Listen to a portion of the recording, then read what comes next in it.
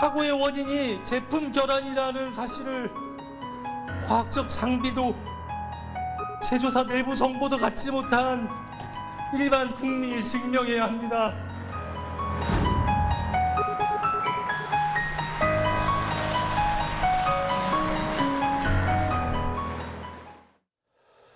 지난 2022년 겨울 60대 할머니가 어린 손자를 태우고 가다가 차 사고가 나면서 10대 손자가 숨진 안타까운 사고 기억하실 겁니다.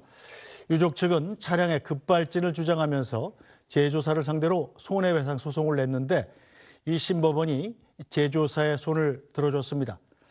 또 지난 2017년과 2018년 내내 이어졌던 포항 지진과 관련해서 2년 전에 1심이 국가에게 배상 책임이 있다고 판단했었는데 어제 항소심에서는 그 결과가 뒤집혔습니다. 두 가지 관련 내용 이경민 변호사와 자세히 짚어보겠습니다. 변호사님 어서 오세요. 안녕하세요.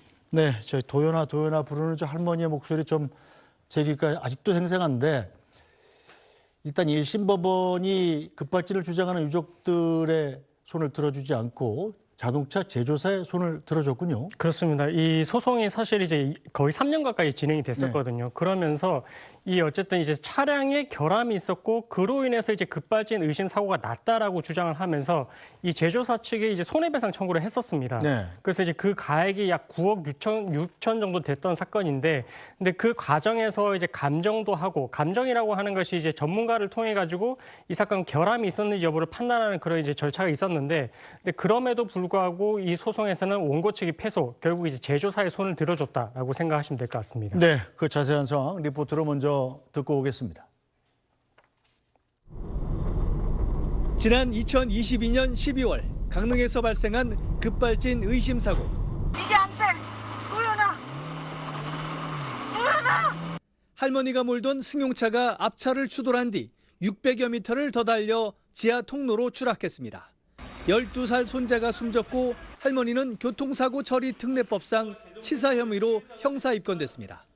국가수는 운전자의 오조작 가능성이 있다고 판단했고 유가족은 급발진을 주장하며 제조사를 상대로 9억 2천만 원 규모의 손해배상 청구 소송을 진행했습니다. 지난해 10월 경찰은 입건된 할머니에 대해 혐의 없음으로 사건을 종결 처리했습니다.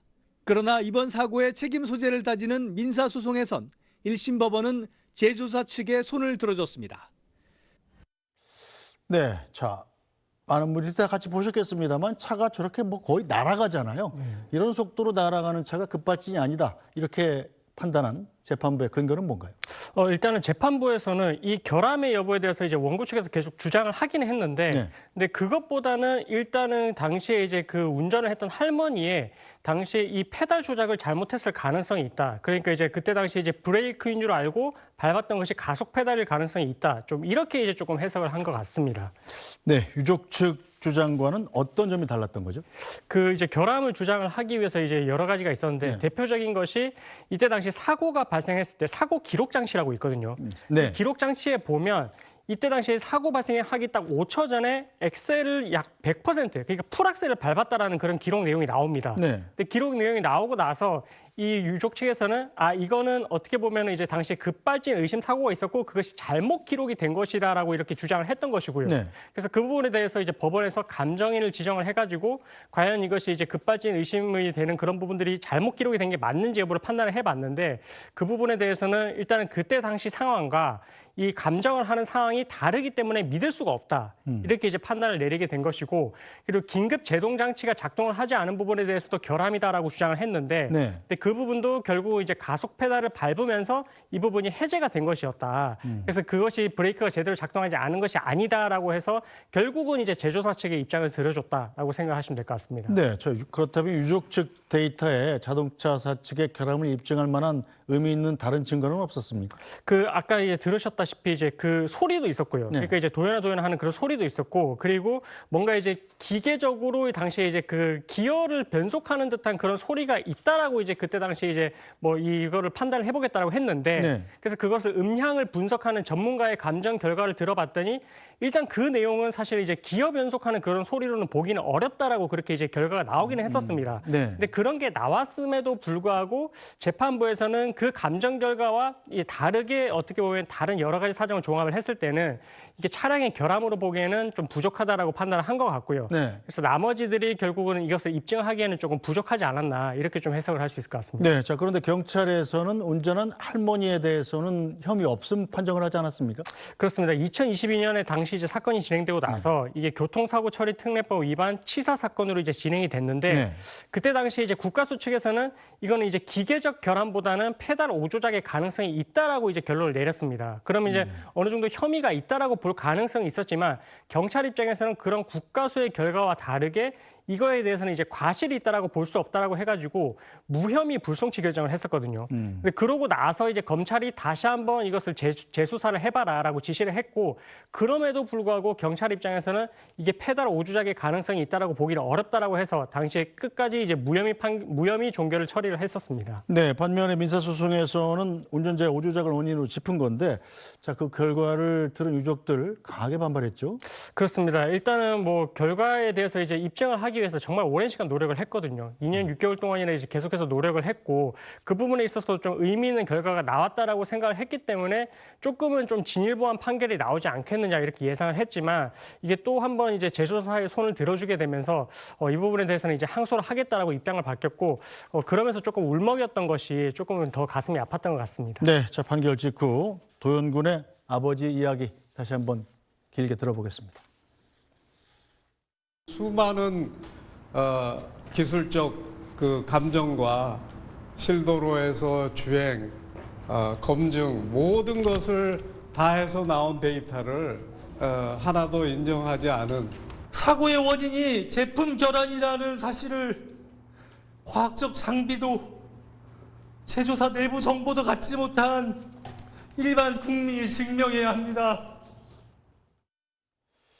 네, 뭐 당장 오늘 저녁에 저한테도 일어날 수 있는 일인데 제가 뭐 자동차에 대한 전문 지식도 없을 뿐더러 단지 운전했을 뿐인데 이 차량 결함의 원인을 저보고 증명하라면 저로서는 상당히 막막할 것 같은데요. 그렇죠. 근데 이게 제조물 책임법에 따르게 되면 이 제조물에 있는 결함과 사고 사이의 인과관계에 대해서는 제조사가 입증을 하는 게 아니라 이 소비자가 입증을 해야 됩니다.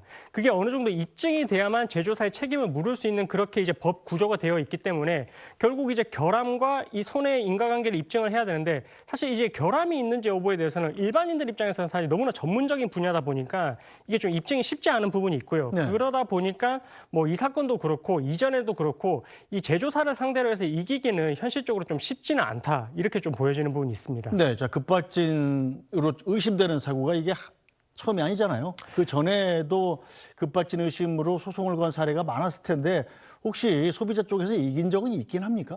이게 이제 급발진으로 의심되는 사고들에 대해서 이제 주장이 여러 번 있었고, 네. 그리고 뭐 지난해에는 그 시청역에서 이제 역주행했던 그런 사고 같은 경우에도 급발진을 주장을 하긴 했는데, 네. 사실 급발진 주장을 해서 받아들여진 케이스는 사실 없긴 했습니다. 이제까지 이제 단 한 건도 없었고요. 뭐 40년 동안 이거에 대해서 이제 급발진 의심 주장을 했지만, 사실 가속 페달 오조작이다라는 부분이 이제 80% 이상 그렇게 결론이 났었고, 네. 그래서 이 부분에 있어서는 민사 소송으로 갔을 때에도 제조물 책임이 인정된 사례는 그동안 없었다 이렇게 보시면 될 것 같습니다. 네, 자, 어쨌든 이건 1심 판결이고 유족 측에서 아마 항소심을 갈 것 같은데 그때 판결이 뒤집힐 가능성은 조금이라도 있나요?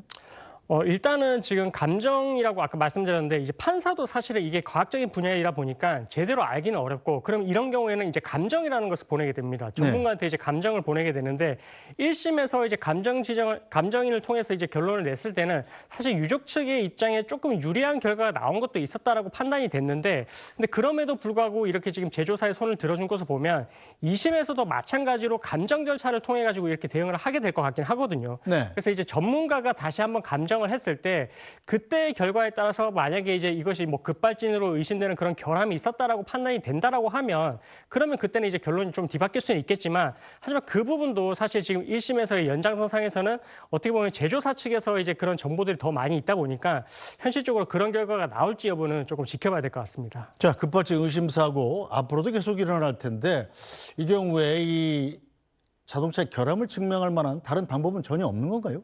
그래서 지금 주장이 나오고 있었던 부분이 이제 우리가 페달 오조작과 관련해가지고 그래서 그쪽 부분에 지금 블랙박스를 설치를 하자. 그렇게 해가지고 정말로 이게 브레이크를 밟은 게 맞는지 가속 페달을 밟은 게 맞는지 여부를 이제 확인을 하자라고 하면서 그게 입법 논의가 이루어졌던 적이 있는데 네. 사실 근데 그렇게 되면은 지금 완성된 차의 설계를 또 변경해야 되는 부분이 발생을 하고 그리고 또 비용적으로도 또 이제 추가적으로 되는 부분이 있다 보니까 아직까지는 이 입법안이 통과되질 않았습니다. 그래서 이 부분에 대해서는 입법안이 통과가 되고 나면 뭐 어느 정도 여기에 대해서 이제 블랙박스를 의무화하는 그런 조항이 있을 수도 있는데 근데 아직까지는 이제 그런 부분은 통과가 되지는 않았지만 지금 이후에는 계속 이런 사고가 발생을 하게 된다면 아마 깊게 논의가 되는 절차가 있고 이후에는 뭐 입법으로도 이어질 수 있는 그런 가능성이 있어 보입니다. 자동차 회사로서는 뭐 법으로 강제하지 않는 경우에 자발적으로 이른바 페달 블랙박스를 설치할 일은 거의 없다고 봐야겠군요. 그렇습니다. 뭐 제조사 입장에서도 어떻게 보면 좀 비용이 또 발생을 하는 네. 부분이고 기존의 설계와 다른 내용으로 만약에 이제 좀 변경을 해야 될 필요성이 있다라고 하면 그런 부분들에 대한 지금 상태에서 어떻게 보면 이제 완성된 차가 계속해서 이제 뭐 양산이 되어 왔던 만큼 상황을 변경을 하기에는 좀 현실적으로는 쉽지 않은 것 같고 그래서 입법의 강제가 좀 필요한 부분인 것 같습니다. 네, 제조사 소송 문제도 좀 개선이 필요할 것 같은데 일반인 입장에서 이 증거들을 어떻게 다 모아야 됩니까? 그렇습니다. 이게 사실은 지금의 법 체계 하에서는 일반인 그러니까 소비자 입장에서 이제 결함과 그 손해 사이 인과관계를 입증을 해야 되는데 그게 현실적으로 좀 쉽지가 않습니다. 네. 그래서 이 부분에 있어서는 지금 입법안 논의가 나오고 있는 것이 입증 책임을 제조사로 전환하자. 그러니까 그 말인즉슨 제조사 입장에서 결함이 없다라는 부분을 증명을 해야만 제조사가 책임을 면하도록 하자라는 그런 입법의 이제 개선의 움직임이 있거든요. 근데 그것이 이제 폐기가 됐다가 지금 어쨌든 이번에 회기에서도 계속해서 이제 논의가 될 것으로 보이는데 이런 사건 사고가 일어났을 때 결국 이제 제조물 책임에 따라서 소비자들이 조금이라도 승소의 가능성이 있으려고 하면 이 부분에 대한 입증 책임을 제조사로 전환을 하는 그런 논의가 조금 필요할 것 같습니다. 네, 알겠습니다.